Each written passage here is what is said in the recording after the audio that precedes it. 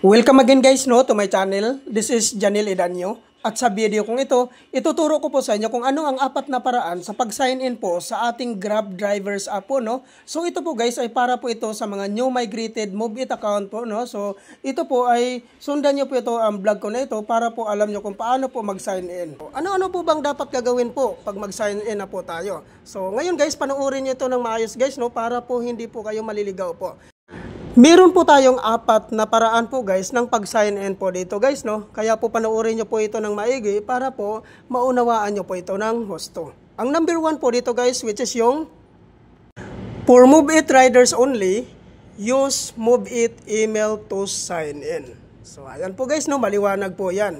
So kung ikaw po ay isang MoveIt rider na walang existing account sa Grab, ang i-sign in mo po dito ay yung email mo po mismo sa MoveIt Drivers app mo. Ayan po, no?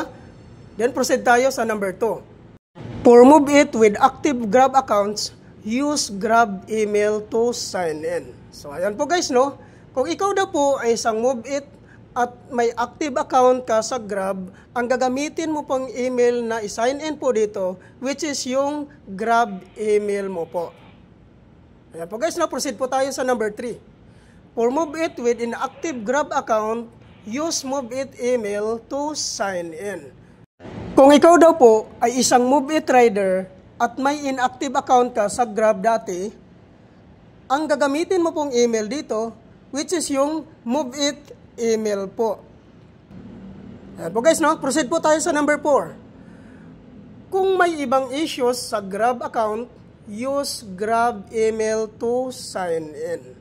So, yan po guys, malinaw po yan sa atin lahat po bago po tayo mag-sign in dito sa Grab Drivers app po natin.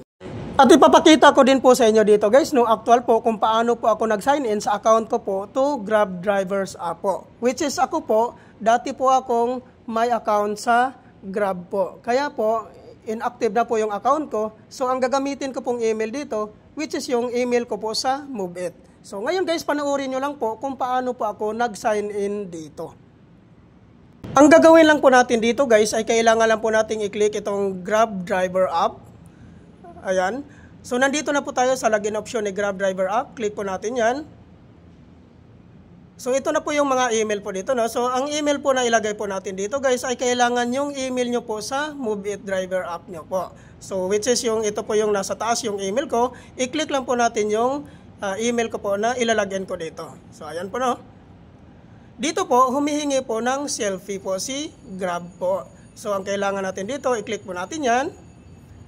So, nakalagay po dito, verify your identity. Then, click po natin yung next. Dito naman po, nakalagay, how to verify. So, click po natin next ulit. Dito naman po, verify to accept job. So, click po natin verify now. Automatic generated ang selfie po natin. So, ayan po. So ngayon po, dito naman po sa option na to, ay kailangan lang po natin basahin yung mga terms dyan, and condition. Then, pag once na nabasa na po natin lahat yan, dito sa baba, makita natin ang box, click po natin yung gilid dyan. After natin dyan maklik, so click po natin ang next. Kung napansin nyo guys, may nakalagay restricted ang account mo. Yan po yung account ko sa Grab dati. Deactivated na po yan. Kaya dismiss na lang po natin. So ito na po talaga ang pinaka-account ko sa Grab ko po. Ito na yung na-migrate po na MoveIt account ko po dito po sa Grab Driver app. So ang gagawin lang po natin dito, ipapakita ko po sa inyo kung paano po natin ito iset, kung paano po natin ito gagamitin. Ang una-una po natin gagawin dito guys, no, ay kailangan po nating i-check yung service type natin. Ayan po, no. So ito po yung service type natin dati sa MoveIt driver app po natin. So which is na-migrate na dito sa Grab driver app. So i-check nyo dyan kung tama po ba. So sa akin po guys, which is tama naman po lahat yung guys nakalagay po dito. So ngayon ang sunod natin gagawin, back po tayo. Dito naman po tayo pupunta sa earnings po. I-click po natin itong earnings po dito sa bandang left side. So dito po guys, so chinek ko naman po yung credit wallet ko po. So andyan naman po. Ayan. So ang gagawin natin dito ay i-click naman po natin itong credit wallet. Ito naman po guys, ang 2 types of wallet po ni Grab Driver app. So nakalagay dito sa taas ang credit wallet, which is hindi po yan tama. Ang kailangan po natin ilagay dyan ang GrabPay wallet. So click lang po natin ang update sa baba para po mapalitan natin. So ayan po no.